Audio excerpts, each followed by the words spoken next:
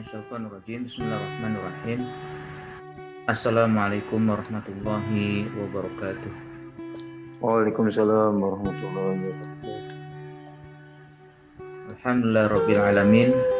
Alhamdulillahilladzi an'amana bi ni'matil iman wal islam wa an'amana bi ni'matil amni wassalam wa an'amana bi ni'matis sihhati wal afiyah wa an'amana bi jami'in ni'am. Wassalatu wassalam ala Rasulillah Muhammad ibn Abdillah wa ala alihi wa ashabihi wa man wala, amma ba'du. Subhanaka la ilma lana illa ma 'allamtana innaka antal alimul hakim. Rabbana zidna ilma warzuqna fahma. Allahumma anfa'na bima 'allamtana wa 'allimna ma yanfa'una warzuqna uluman tanfa'una.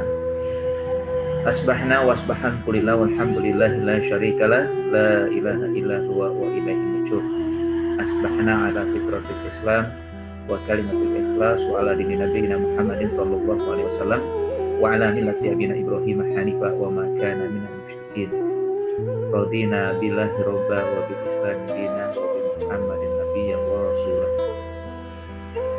Bapak sekalian dan ibu-ibu sekalian yang dimuliakan Allah Subhanahu wa taala, alhamdulillah pada pagi hari ini pagi yang mulia insyaallah, pagi yang penuh berkah, bagaimana yang Rasulullah SAW bersabda, Allahumma barik ummati fi bukuriha.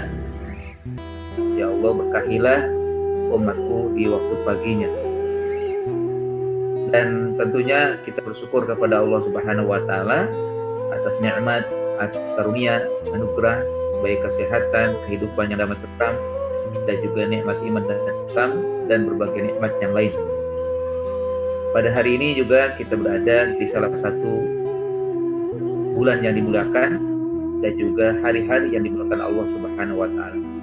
Bulan Zulhijjah, 10 hari pertama bulan Zulhijjah ada bulan atau hari yang Allah Subhanahu wa taala muliakan. Ma min ayyamin khairun wa ahabbillah min hadhihi ayyam, ay al-ayyam al-ashr. Tidak ada hari-hari yang Allah muliakan dibanding dari hari-hari 10 yang ada di bulan Zulhijjah. Dan Allah Subhanahu wa taala juga berfirman walayalin ashrin, 10 hari pertama yang dijadikan oleh Allah sebagai sumpahnya, yang berarti memiliki kemuliaan, memiliki kedudukan yang tinggi di sisinya. Kita bersyukur sekali lagi kepada Allah Subhanahu wa taala atas nikmat kesempatan yang bisa merasakan dan juga bisa menjalani hidup di hari-hari yang mulia ini. Mudah-mudahan kita termasuk yang mulia, termasuk yang diangkat Allah Subhanahu wa taala menjadi orang-orang yang penuh keberkahan, dinaungi rahmat Allah Subhanahu wa taala. Ya, wa may yu'azzim sya'airallah fa innaha min taqwal qulub.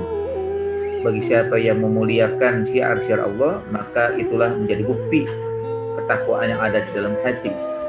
Wa may yu'azzim hurmatillah fa huwa khairun lahu inda rabbih.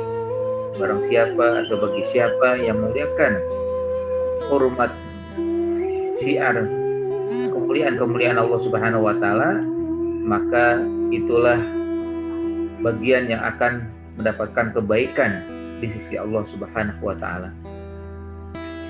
Hadirin wa hadirat yang dimuliakan Allah Subhanahu wa taala, kembali kita berada di dalam kajian ya tentunya sebelum kita melanjutkan tadabbur kita, juga tidak lupa kita bersolawat kepada Rasulullah Shallallahu Alaihi Wasallam. Dengan solawat ini maka kita mendapatkan syafaat dari Rasulullah Shallallahu Alaihi Wasallam. Amin. Amin ya robbal alamin. Kita hari ini akan melanjutkan surat Al-Baqarah ayat 119, yaitu ayat yang Allah Subhanahu wa taala berfirman, a'udzubillahi minasyaitonir rajim, inna arsalnaka bil haqqi basyiran wa nadhira wa la tus'alu an ashabil jahim.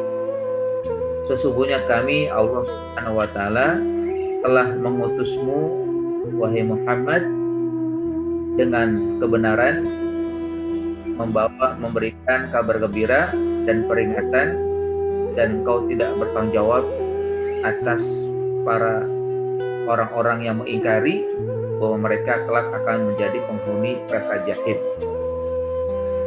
Ayat ini sangat tegas dari Allah Subhanahu wa taala dengan simpel, dengan ringkas, ya. Allah Subhanahu wa taala menyampaikan tentang, ya, zat Allah yang maha kuasa, zat Allah yang maha mulia, yang telah mengutus Nabi Muhammad SAW dengan penuh kebenaran, dan juga menyampaikan tentang misi diutusnya Nabi SAW, yaitu menyampaikan risalah berupa kabar gembira dan peringatan. Dan tentunya juga tidak ada yang baik kecuali bagaimana mengikuti jejak langkah Nabi Muhammad, mengikuti risalah. Dan tentunya bagi Rasulullah SAW adalah tugasnya menyampaikan.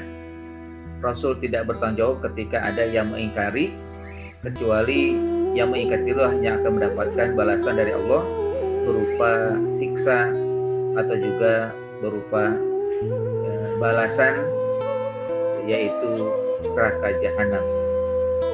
Kalau kita perhatikan pada ayat ini, bahwa Allah Subhanahu wa taala mengawali firman-Nya dengan kalimat inna, sesungguhnya kami. Di sini mengisyaratkan tentang at-ta'zim, ya, kemuliaan, keagungan Allah Subhanahu wa taala. Kalau bahasa Arab, inna itu biasanya kan untuk jamak, ya, untuk orang banyak, kami, ya. Tapi Allah tetap satu. Allah tidak dua, tidak tiga, tidak banyak. Allah tetap satu. Dan ketika Allah menyatakan dengan kami, bukan berarti Allah banyak, tapi untuk menunjukkan keagungannya, untuk menunjukkan kekuasaan Allah yang mutlak. Tidak ada yang bisa menandingi, seakan-akan Allah memiliki banyak yang bisa melakukan apa saja. Meskipun Allah tetap satu, Allah tetap esa, Allahu Samad, tempat bergantung, Allahu Ahad, Allah esa. Dan ini menunjukkan bagaimana Allahu ala kulli syai'in qadir. Allah atas segala sesuatu maha kuasa. Begitulah para ulama ketika menafsirkan salah satu kata dalam Al-Quran ketika Allah menyebutkan dengan inna, kami, ya, bahwa kami atau sesungguhnya kami, artinya bukan Allah banyak, tapi Allah tetap satu, tapi kekuasaan Allah seakan-akan banyak, ya. Artinya memang tidak ada yang tidak dikuasai oleh Allah Subhanahu wa taala. Yang kedua, Allah mengatakan arsalnaka, kami mengutusmu wahai Muhammad sallallahu alaihi wasallam, ya. Arsalnaka, kekuasaan Allah yang mutlak, yang mana dengan kekuasaannya mengutus seorang manusia yang tentunya kita tahu ini, ya, khusus kepada Nabi Muhammad SAW.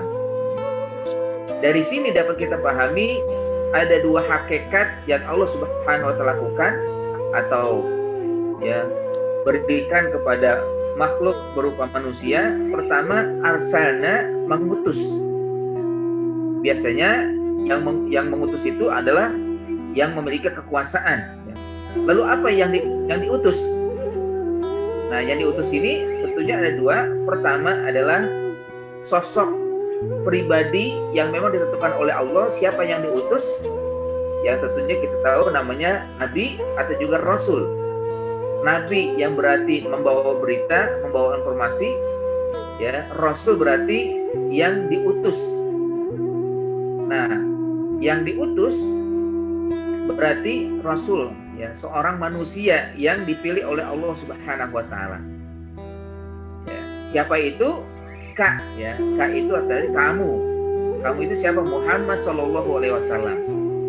Dialah Allah yang menentukan siapa yang berhak menjadi seorang nabi. Siapa yang berhak menjadi seorang utusan. Allah Subhanahu wa taala menyampaikan bahwa Nabi Muhammad adalah seorang utusan Allah Subhanahu wa taala. Dan tentunya kita sudah memahami bahwa Nabi Muhammad adalah utusan Allah yang terakhir. Berarti nabi setelah itu tidak ada. Bagi siapa yang mengaku, yang mengklaim sebagai nabi, berarti dia adalah seorang yang dusta. Berdusta kepada Allah, berdusta ya juga kepada seluruh manusia. Mengaku dia sebagai nabi padahal tidak ada nabi setelah Nabi Muhammad SAW. Jadi arsalnaka, kami mengutusmu wahai Muhammad. Nah tentunya ketika Rasulullah SAW ada atau seorang nabi sebagai utusan Allah Subhanahu wa taala, berarti ada yang dibawa. Nah, yang dibawa itu namanya risalah. Ya, risalah artinya bagian penyerta dari diutusnya nabi, diutusnya seorang ya manusia untuk menyampaikan tentang Allah Subhanahu wa taala. Nah, yang disampaikan itu namanya risalah. Ya, arsalnaka, jadi ada seorang rasul, ada juga risalah. Nah, risalah ini yang kita tahu adalah Al-Qur'an. Yang mutlak milik Allah, yang semuanya adalah kalam Allah Subhanahu wa taala. Risalah yaitu Al-Qur'an. Ada juga risalah yang menjadi penyempurna atau juga yang menjadi penjelas dari risalah yang diturunkan oleh Allah Subhanahu wa taala, yaitu hadis Nabi SAW.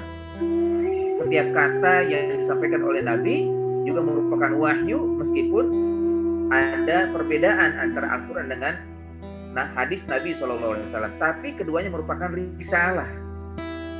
Keduanya merupakan bagian yang tidak terlepas dari diutusnya seorang utusan, yaitu Nabi atau juga seorang Rasul. Karenanya ketika kita bahas tentang risalah atau arsalnaka, berarti dua. Pertama adalah diri sosok yang ditetapkan oleh Allah sebagai seorang Nabi. Yang kedua yang dibawa oleh seorang Nabi berupa risalah, yang artinya adalah kitab, baik Al-Quran maupun hadis Nabi SAW. Ketika ada orang yang mengingkari, berarti seseorang mengingkari 3 perkara. Ya, bahkan juga bisa dikatakan 4 perkara dia mengingkari. Pertama, mengingkari Allah, ya, mengingkari zat yang telah mengutus seorang nabi, seorang utusan ya, untuk menyampaikan kepada umatnya, tapi umatnya mengingkari, berarti mengingkari Allah, tidak percaya bahwa Allah telah mengutus seorang nabi. Yang kedua, mengingkari sosok yang diutus. Ya, kalau dalam diri kita atau dalam kehidupan umat sekarang adalah Nabi Muhammad. Ketika mengingkari Nabi Muhammad, berarti dia mengingkari, selain mengingkari Allah, mengingkari juga sosok yang diutus. Kan disampaikan ya, banyak, bahkan sampai sekarang pun ada yang mengingkari Nabi Muhammad, bahkan ada yang melecehkan Nabi Muhammad.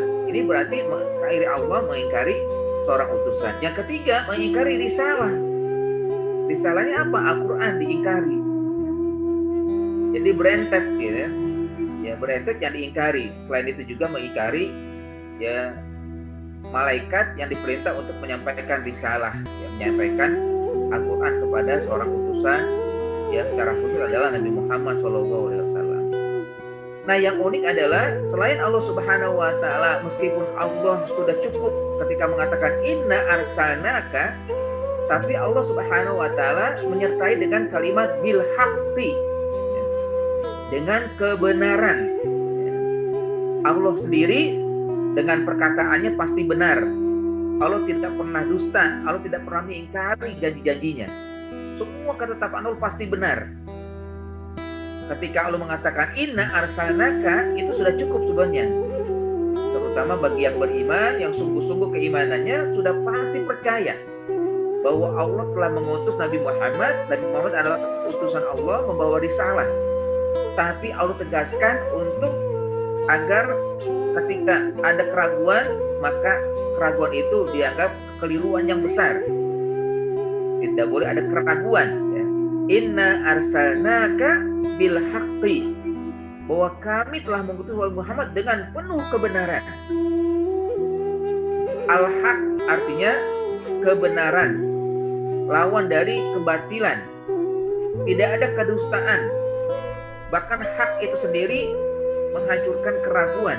Tidak ada keraguan sedikit pun dalam diri seorang nabi atau juga risalah yang dibawa oleh seorang nabi.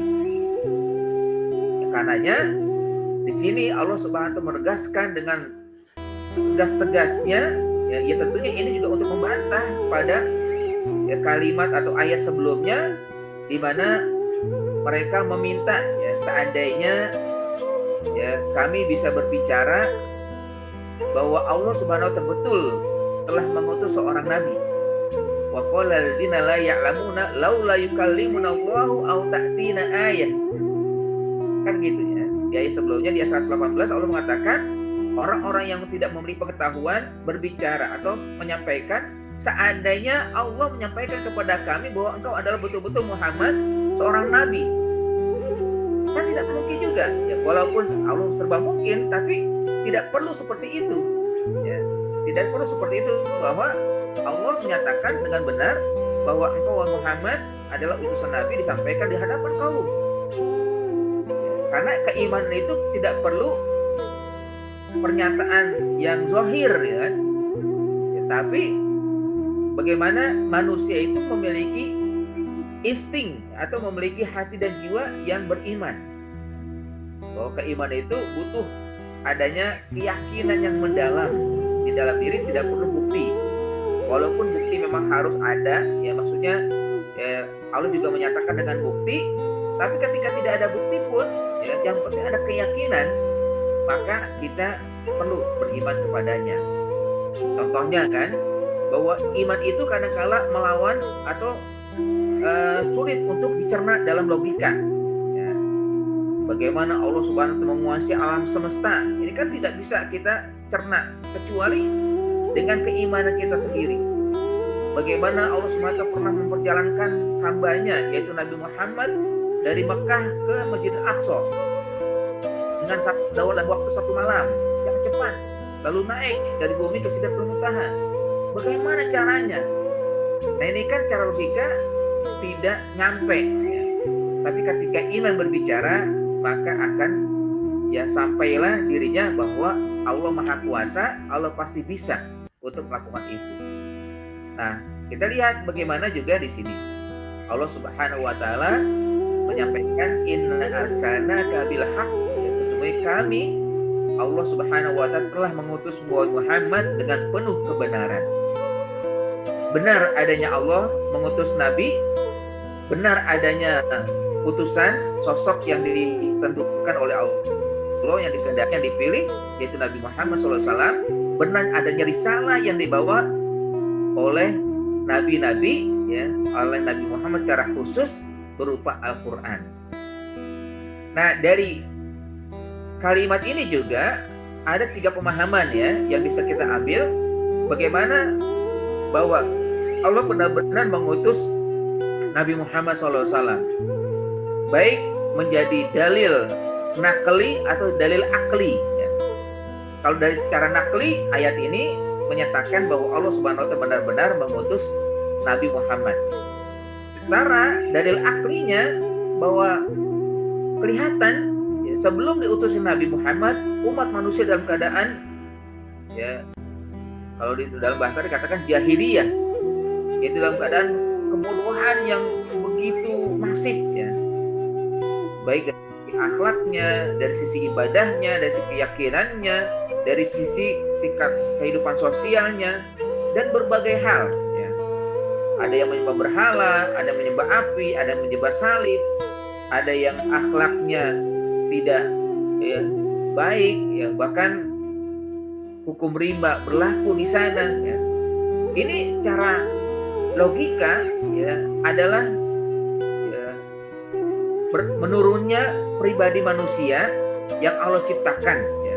Sehingga perlu diutusnya seorang nabi ya, yang mana mereka diajak untuk kembali kepada fitrah sebagai manusia yang beriman kepada Allah, berakhlak mulia dan beribadah hanya kepada Allah Subhanahu wa taala. Lalu yang kedua bahwa Allah Subhanahu wa taala mengutus nabi yang tentunya secara akal nabi ini diketahui oleh masyarakat. Siapa sosok yang ditetapkan sebagai nabi. Nah, kita tahu bahwa Muhammad SAW dari sejak kecil, ya, bahkan sejak lahir sampai berusia 40 tahun itu akhlaknya diketahui. Akhlaknya adalah jelas bahwa beliau adalah seorang yang al-amin, seorang yang jujur, seorang yang soleh, seorang yang baik, seorang yang santun, seorang yang berbudi pekerti, ya, seorang yang luhur akhlaknya. Tidak ada yang menyaksikan akan akhlak Nabi Muhammad SAW di saat berada di tengah masyarakat.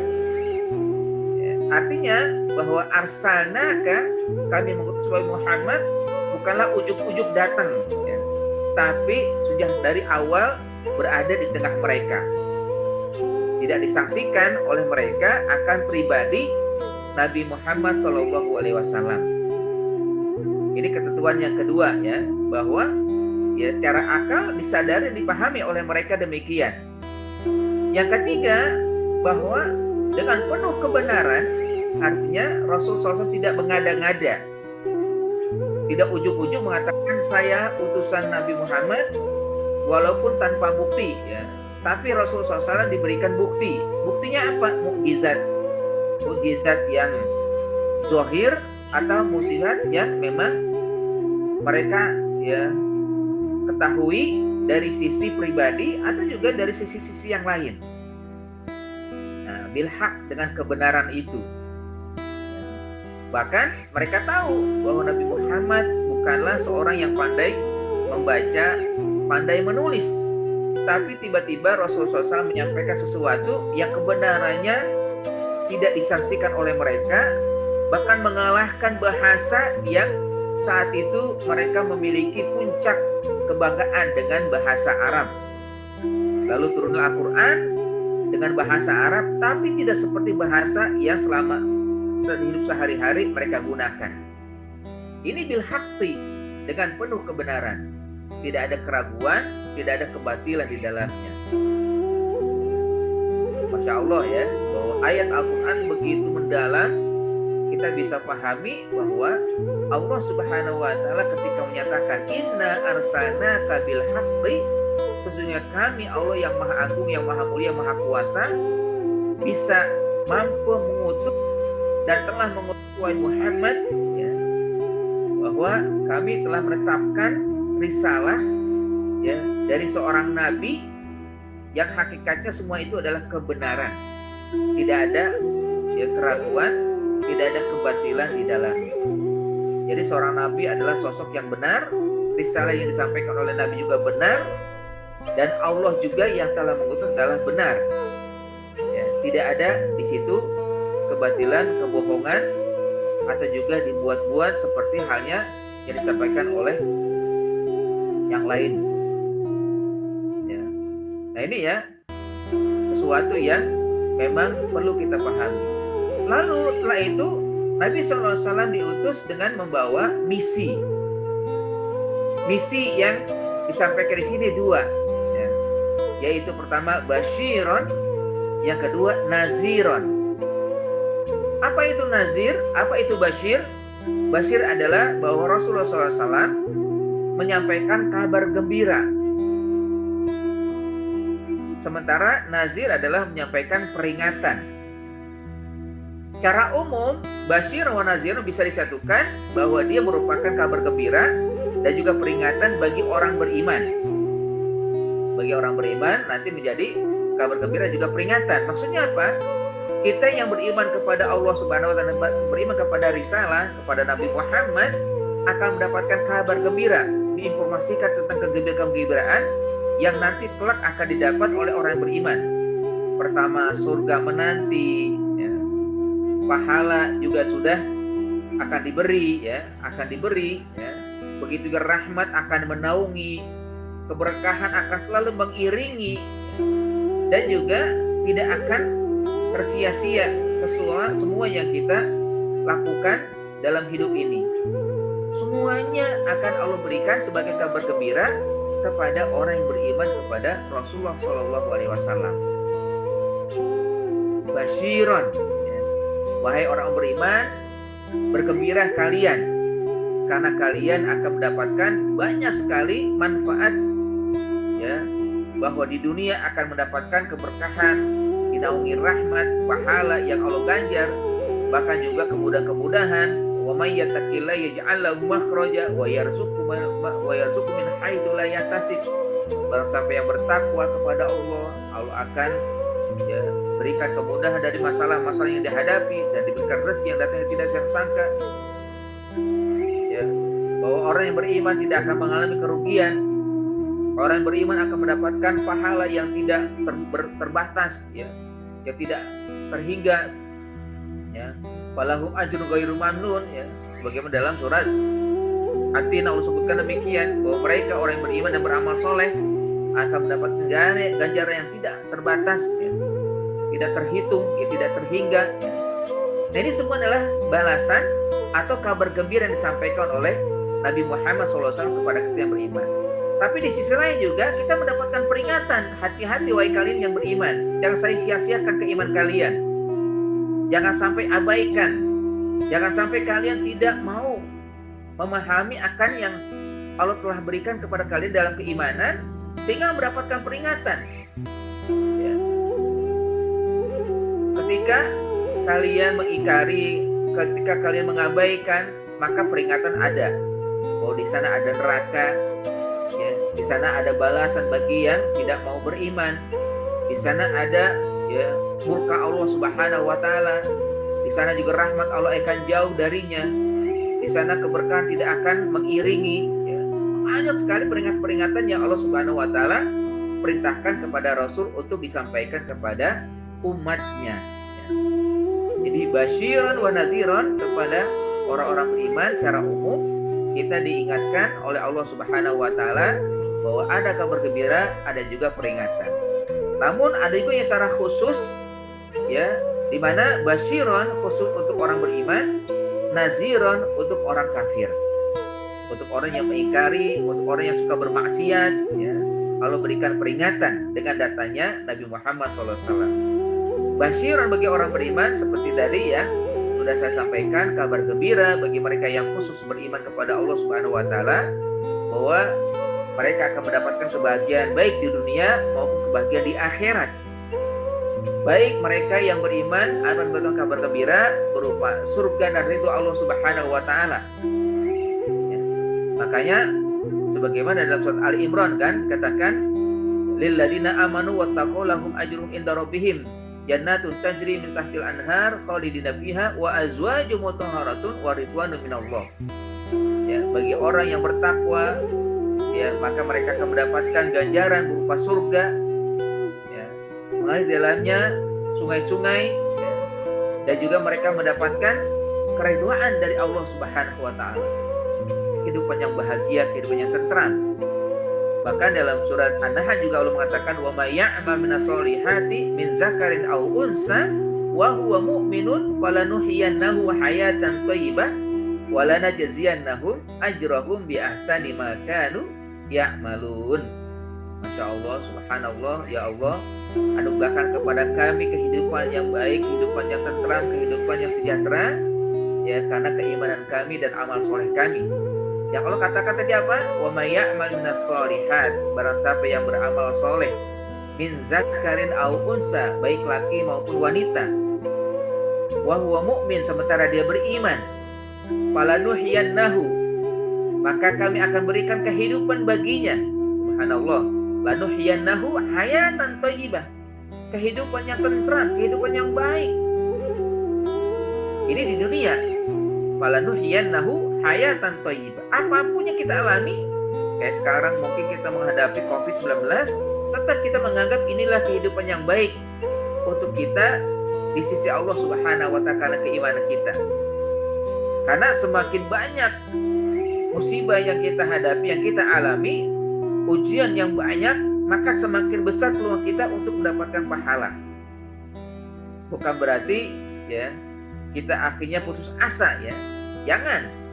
Tapi bagaimana kita optimis, sebagaimana yang kita diajarkan oleh Nabi SAW. Ini yang pernah saya sampaikan juga dalam hadis yang diriwayatkan oleh Aisyah, bahwa karena Rasulullah SAW idza ra'a ma yuhibbu yaqul alhamdulillalladzi bi ni'mati tatimmu sholihat, bahwa Rasulullah SAW ketika melihat sesuatu yang dia sukai, yang dia senang ya atau merupakan kenikmatan, maka dia akan mengatakan segala puji bagi Allah dengan nikmatnya sempurna segala kebaikan-kebaikan.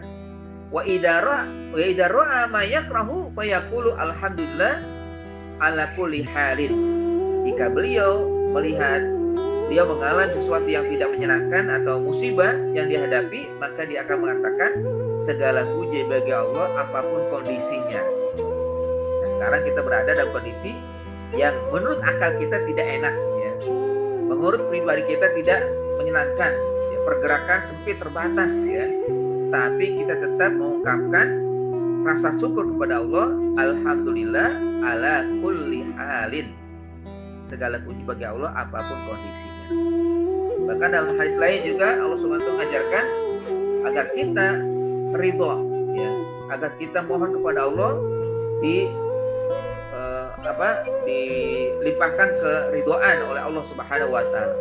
Allahumma raddini bi qadaika wa barik li fi ma qaddara li. Ya Allah, anugerahkanlah keridhaan untukku dari apa yang telah Engkau tetapkan dan berkahi apa yang telah Kau takdirkan untukku. Artinya tidak ada yang sia-sia dalam kita menghadapi kehidupan ini, menjalani kehidupan ini. Ya, tentunya kita harus merasakan lanuhyiyannahu hayatan thayyibah. Allah sedang memberikan kepada kita kehidupan yang baik karena keimanan, karena kesolehan kita. Bahkan nanti walanajziyannahum ajrahum bi ahsani ma kanu ya'malun. Akan kami beri balasan kepada mereka dengan balasan yang terbaik dari apa yang telah diusahakan. Nah, jadi tidak sia-sia. Ya. Kalau dalam surat Al-Anbiya juga Allah Subhanahu wa taala mengatakan ya wa may ya'mal minas solihati wa huwa mu'minun fala kufrana lisa'yi. Ya. Fala kufrana lisa'yi. Jadi apa kata Allah Subhanahu wa taala? Barang siapa yang beramal soleh dan dia beriman, maka tidak akan sia-sia segala usahanya. Tidak akan sia-sia insya Allah yang kita lakukan selama kita beriman dan beramal soleh. Berbanggalah kita sebagai orang beriman, kita dianugerahkan sebagai orang yang senantiasa mengikuti ajaran Islam, ajaran yang telah disampaikan oleh Nabi kita Muhammad SAW. Inilah basyiran, inilah kabar gembira, inilah sesuatu yang kita bangga, ya. Membahagiakan diri kita akan memperoleh segala sesuatu yang baik di sisi Allah dengan kita diutusnya Nabi Muhammad SAW. Beliau menyampaikan dan kita pun nanti ya bersukaria, termotivasi untuk melaksanakan, untuk terus menjalani sesuai dengan syariat Allah dan juga ya, ajaran Rasulullah SAW. Nah, di sisi lain secara khusus pula peringatan. Siapa yang diingatkan?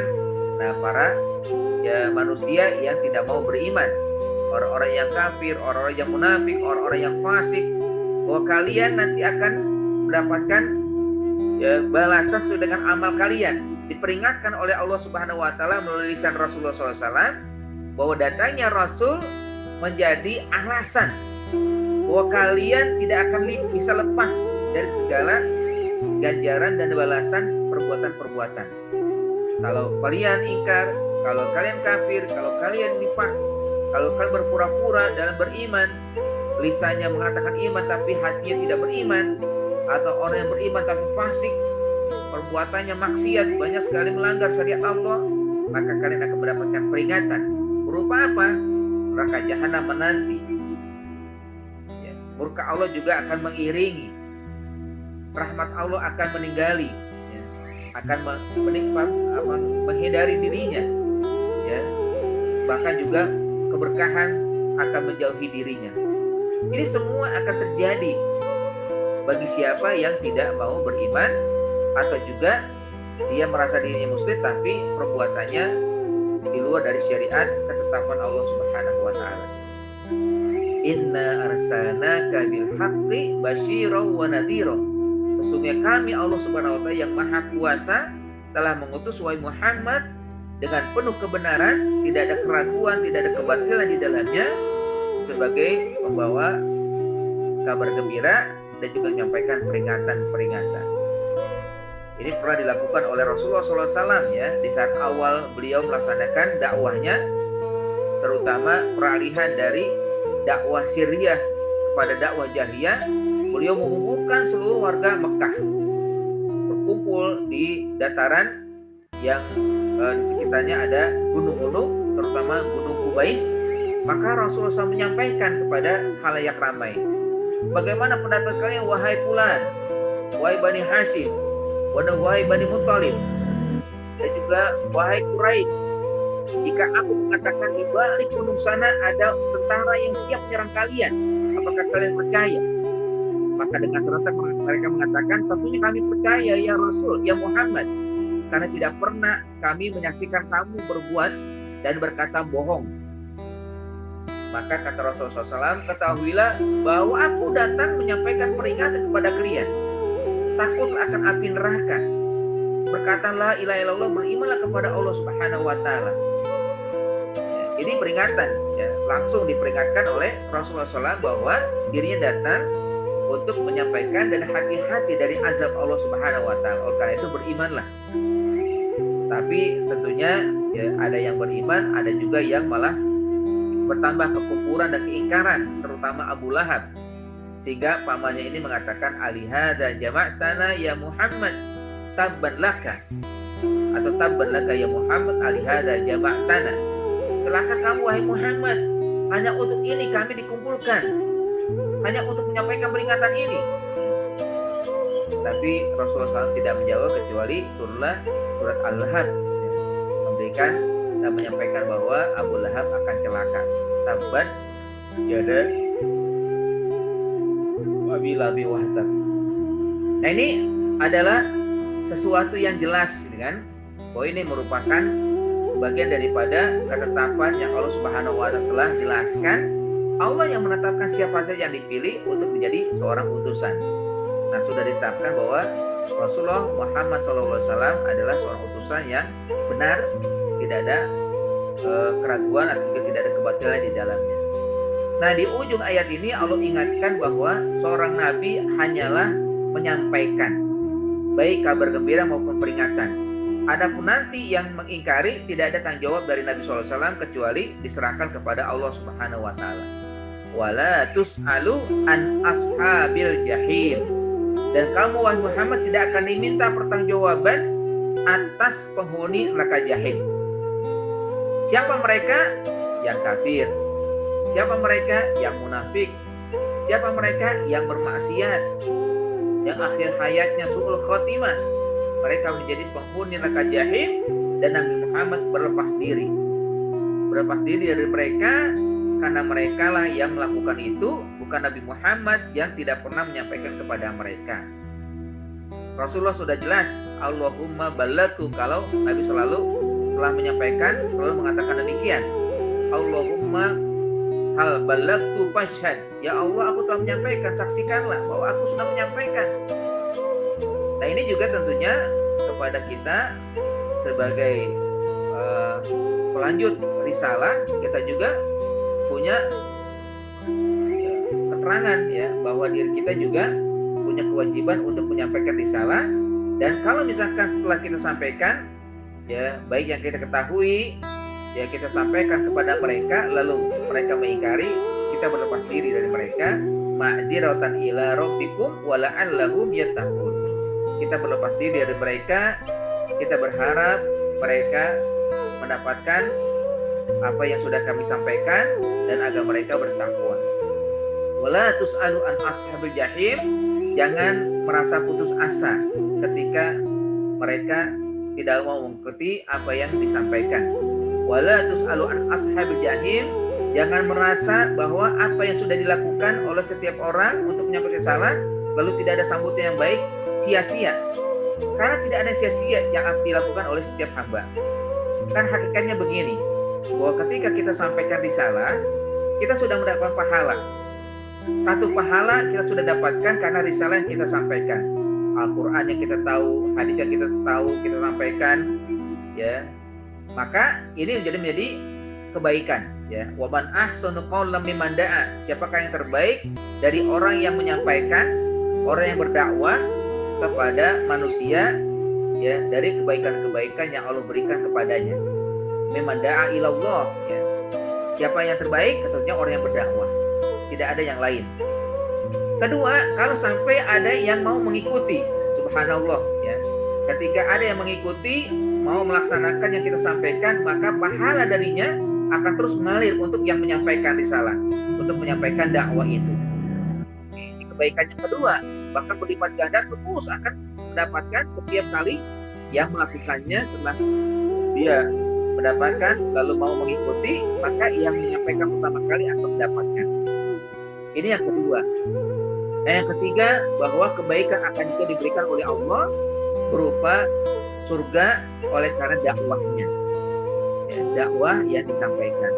Tapi kalau misalkan tidak, ya, direspon baik oleh yang kita sampaikan, ya, maka tentunya tidak ada tanggung jawab lagi, kecuali tetap seorang yang menyampaikan risalah akan mendapatkan kebaikan, sementara mereka yang mengingkari tidak lagi ada urusan bagi kita. Wala tus'alu an ashabil jahim.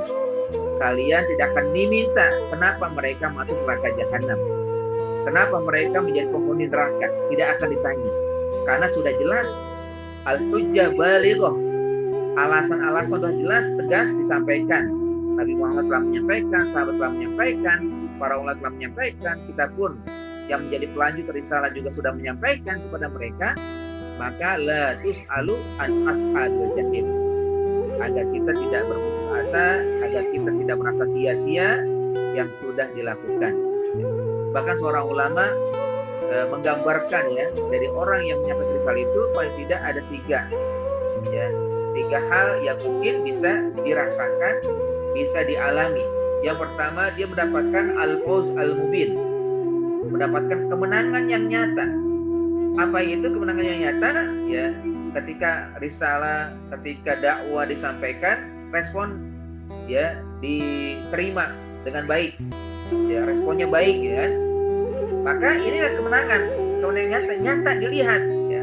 Sebagaimana Rasulullah SAW, bagaimana beliau juga mendapatkan respon yang baik dari penduduk Mekah, lalu penduduk Madinah, lalu ketika, ya, menghadapi berbagai, ya, cobaan berhasil dilewati dengan baik, kemenangan dalam peperangan juga beliau dapat. Inilah namanya al-fawzul mubin.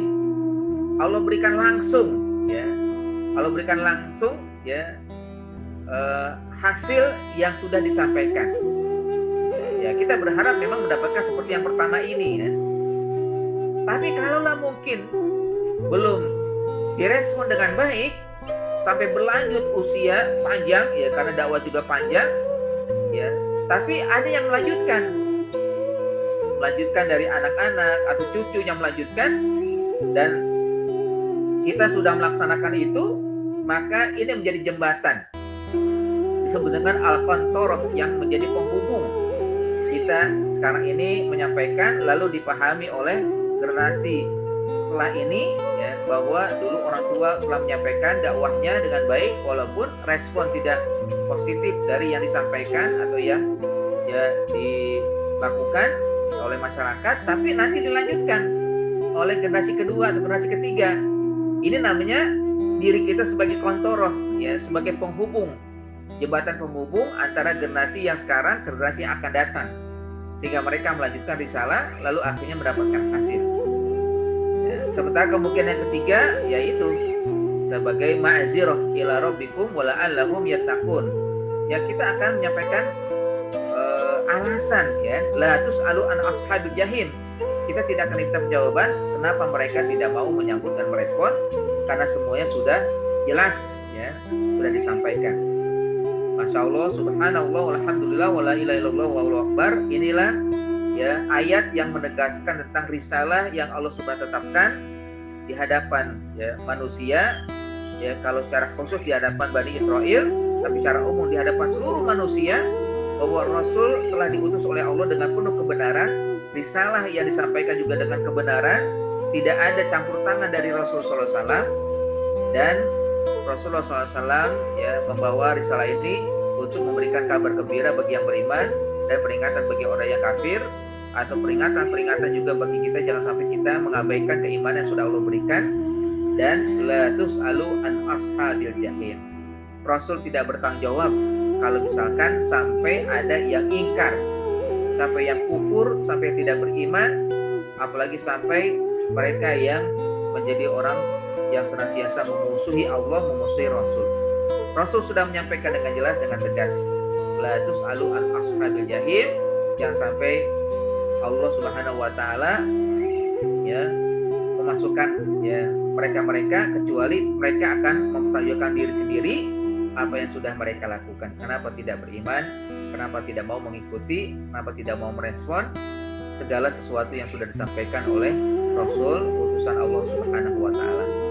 Ini yang mungkin bisa kita pahami ya, dari ayat Allah Subhanahu wa taala 119, lanjutan dari ayat sebelumnya ya, tentang atau sebagai dalil yang jelas ya bahwa Allah memang tidak menyampaikan langsung kepada umat manusia tentang risalah yang diminta laula yukallimuna Allah au ta'tina ayat, tapi Allah Subhanahu wa taala tegaskan bahwa semuanya adalah ketetapan kehendak Allah Subhanahu wa taala. Siapapun ya akan ditetapkan oleh Allah siapa yang berhak menjadi seorang nabi ya, tentunya risalah atau nabi sudah diutus terakhir adalah Nabi Muhammad, tidak lagi nabi setelah itu, tapi yang melanjutkan risalah, karena risalah ini ialah yaumil qiyamah, maka siapapun berhak untuk menjadi pelanjut Nabi SAW yang berharap atau menginginkan mendapatkan pahala yang berlipat ganda.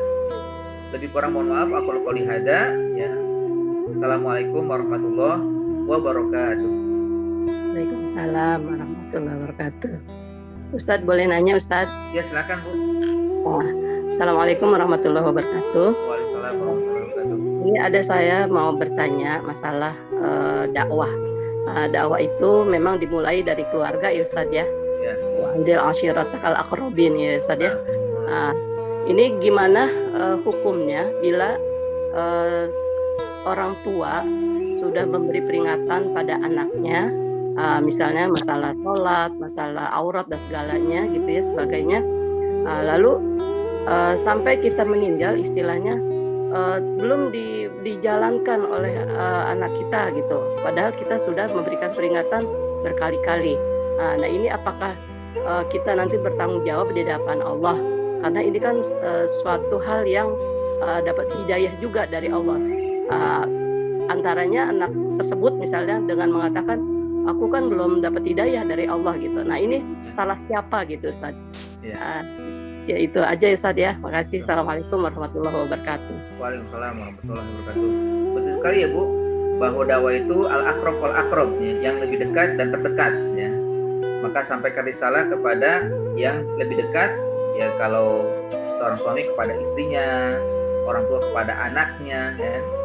Dan ketika usaha dilakukan dengan maksimal tapi respon anak tidak bersambut ya, mereka mungkin mengatakan hidayah belum sampai kepadanya, maka seorang orang tua berlepas diri, tidak lagi ada tanggung jawab ya, karena sudah disampaikan maksimal ya orang tua ya. Makanya juga orang tua perlu ya melaksanakan dua hal. Yang pertama terus ajak, lalu yang kedua doakan ya.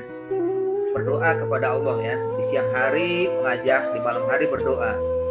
Di siang hari bagaimana Allah dia menjelaskan, orang tua menjelaskan apa yang harus dilakukan oleh anak ya, kalau yang perempuan harus berjilbab ya, menjaga aurat ya dan sebagainya. Sementara di malam harinya berdoa kepada Allah agar Allah memberikan hidayah kepadanya. Nah kalau sudah dilakukan tapi anak tetap tidak mengikuti, nah sudah, wala tus'alu an ashabil jahim, kalian tidak lagi bertanggung jawab kenapa dia nanti dimasukkan ke dalam neraka jahim. Ya tentunya orang tua sangat berharap anaknya masuk juga bersama. Kalau misalkan orang tuanya tetapkan surga kan, pasti akan mencari mana anak saya kan. Ya, tapi akhirnya sesuai nanti dengan amalnya, anak sudah menjadi tanggung jawab sendiri. Ya kalau sudah dia diberikan menjadi akil balik ya, maka dia bertanggung jawab diri sendiri ya. Dan ketika dia beralasan hidayah belum datang, itu adalah perkataan yang hanya untuk mengeles ya, hanya untuk menghindar dari segala sesuatu yang disampaikan oleh orang tua ya. Hidayah sudah jelas, sudah banyak Al-Quran sudah ada, ya, orang tua yang baik menyampaikan, ya, tapi dia tidak lagi mau, itu sudah hawa nafsu yang diikuti, lalu dengan alasan hidayah belum sampai kepada saya, ya, bahwa keinginan dia belum mau melakukan itu, ya, tapi dengan alasan-alasan yang dibuat-buat, ya. Artinya memang jelas di situ la tus'alu an ashabil jahim, tidak ada lagi tanggung jawab, tidak akan diminta tanggung jawab orang tua kepada anak, kepada dirinya karena anaknya tidak mengikuti risalah, karena dia sudah menjalankan tugasnya sebagai orang tua untuk menyampaikan apa yang diketahui. Nah, sementara anak tidak berbakti. Begitu juga sebaliknya, ketika anaknya soleh, orang tua tidak, ya, sebagaimana Nabi kan, pamannya kan sudah diajak tuh kan, ya, Abu Thalib, ya, sampai akhir hayatnya pun, ya, Nabi Muhammad SAW senantiasa meminta kepada Abu Thalib, ya Abu Thalib, ya Ammi, qul la ilaha illallah, berkata la ilaha illallah, ya. Tapi sayang di akhir hayatnya dia tidak menyatakan, yaitu juga bisikan-bisikan dari yang lain. Akhirnya Abu Thalib bersikeras untuk berada dalam agama lamanya. Ya udah, lepas diri. Rasulullah SAW tidak tanggung jawab terhadap pamannya.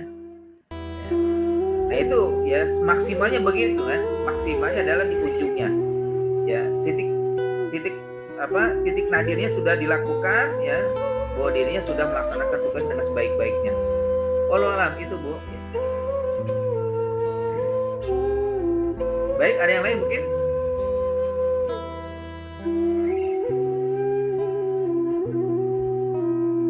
Silakan, ada yang ingin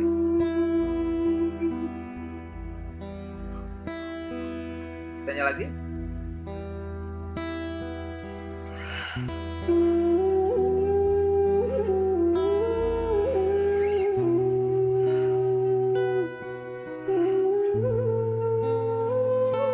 Assalamualaikum. Waalaikumsalam warahmatullahi wabarakatuh. Ya Pak Budi. Ya, ini Ustadz, Ana tanya nih Ustadz, ini kaitannya dengan mendidik anak Ustadz. Ini kadang kaitannya dakwah dengan anak tadi, kalau ini kan kaitan juga mendidik nih Ustadz.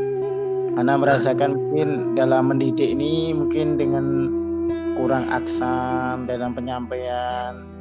Mohon petunjuknya Ustadz. Ini kalaulah itu misalkan sudah terlalu, harus apa yang harus saya lakukan Ustadz? Misalkan dengan kekerasan, dengan intonasi-intonasi yang melebihi ketika mengajak anak, mendidik anak. Nah, saya sekarang merasakan bersalah gitu Ustadz. Artinya kok seperti itu? Bukankah Nabi kita menyampaikan dengan santun, dengan bil hikmah dan sebagainya? Nah, bagaimana supaya saya ini bisa lebih baik dalam mendidik anak Ustadz? Syukran Ustadz. Afwan. Baik, terima kasih Pak Budi, ya. Bagaimana metode yang menyampaikan dakwah kepada anak, ya.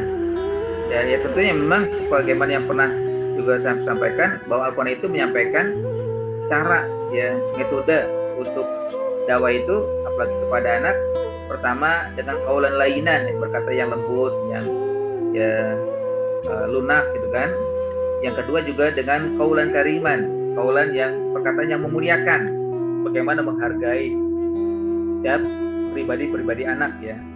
Ya, jadi dimuliakan lah, ya, qaulan kariman. Anak itu kalau dimuliakan berarti kan dia juga akan menghormati, yang memuliakan. Yang ketiga, bagaimana qaulan ma'rufan, menyampaikan sesuai dengan pengetahuannya, gitu kan. Ya gimana ya caranya kan, anak-anak kan, ya, kalau umurnya kan berbeda-beda, ya. Kalau umur balik bagaimana, kalau umur yang masih kecil bagaimana, ya. Sehingga sampai kepada mereka. Ya, misalkan kalau menyampaikan Islam, ya, Islam itu apa sih? Islam itu, ya, kalau untuk anak-anak rukun Islam yang 5. Kita disuruh sholat, disuruh zakat, suruh puasa. Tapi sholat pun atau puasa pun yang mampu, ya. Kalau anak-anak mungkin, ya, kalau belum balik, ya, diajarin bagaimana cara puasa yang sempurna, ya. Kalau nggak sempurna nggak apa-apa dulu, yang penting ada pelatihan-pelatihan, kan. Tapi bagi yang sudah balik, ya, tentunya ditekankan untuk berpuasa, bahwa ini adalah kebaikan dan kebutuhan, ya. Kamu tentunya sudah paham apa yang diperintahkan Allah, ya. Maka akhirnya diingatkan bahwa ini adalah perintah yang akan memberikan kebaikan untuk diri sendiri.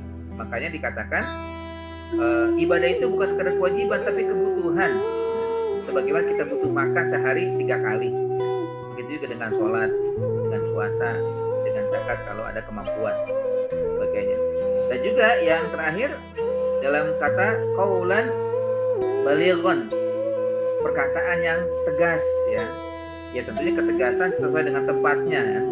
Bagaimana harus tegas kepada orang yang memusuhi atau orang yang mengingkari, anak yang mungkin ketika disampaikan kok dia malah membentak ya atau marah gitu kan. Ya tegas-tegas aja. Tapi memang hindari memukul ya. Karena memukul bukanlah jalan utama ya.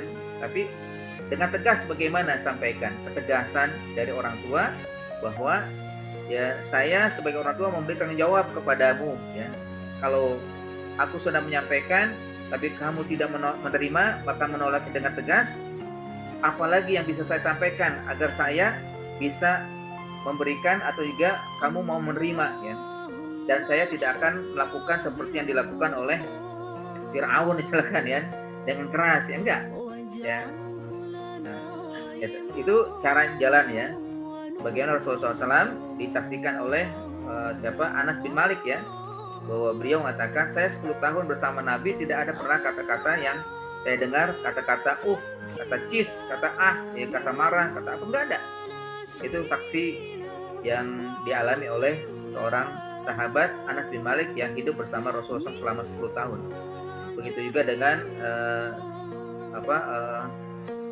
Zaid bin Harisah ya. Itu juga ya. Pokoknya semua yang bersama Nabi tidak pernah mendengar kata-kata yang sifatnya kenapa ya kamu melakukan ini, kenapa pun kamu melakukan itu. Artinya celaan-celaan itu nggak ada.